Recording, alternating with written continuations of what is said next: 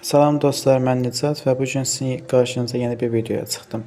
Donmuş kompüterlər və yaxud köhnə performanslı kompüterləri 5 addımda necə gücləndirib sürətləndirə bilərik? Bu gün bunu öyrənəcəyik. Gecikmədən keçid edək videomuza.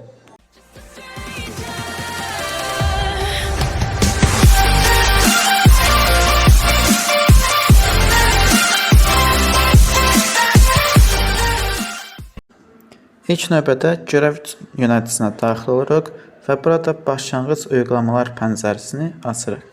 Gördüyünüz açılan pəncərədə durumların hamısı devre dışı buraxılmalıdır. İndi hal-hazırda mən daha birini etkinləşdirib sizə göstərəcəm. Bunun hamısı devre dışı buraxılmalıdır ki, kompüter açıldığı zaman bu proqramlar kompüterlə birlikdə açılmasın. İkinci addım olaraq Windows R düymələrini sıxaraq çalışdır pəncərəsini açırıq. Burada Files, Temp, Files yazıb tamamı klikləyirik. Ondan sonra açılan pəncərədə gördüyünüz bütün fayl və qovluqların hamısını seçib silirik. Bu isə kompüterin kəşf məlumatlarının yığıldığı bir hissədir. Burada sizin heç bir şəxsi məlumatınız yoxdur. Rahatlıqla silə bilərsiniz. Sonrası keçək 3-cü addıma ara qisminə gəlirik. Burada gəlişmiş sistem ayarlarının görüntüləyə gəlirik. Burada isə açılan pəncərədə gəlişmiş, performans və oradan ayarları vururuq.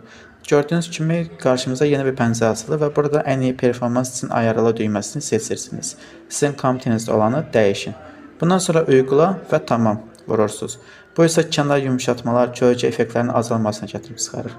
Sonra denetim masasına daxil olun, donanım və səsə daxil olursunuz, güc seçənəklərini seçirsiniz. Burada yüksək performansda saxlayın kompüterinizi. Dəngəli moddan çıxarın mütləq, yüksək performansa keçirin. Bu isə sizin üçün ən vacib olan addımlardan biridir.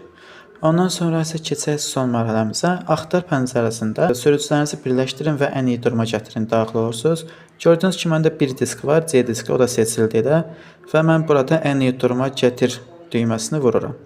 Bir neçə saniyədən sonra artıq C diskdə ən iyi duruma gətirmiş halda olacaq. Bu proses isə HDD kompüterlər üçün vacib bir amildir. Bunu mütləq edin. Gələn videolarda görüşənədək videolarda nə görmək istəyirsinizsə onu şərhlərdə yazmağı unutmayın.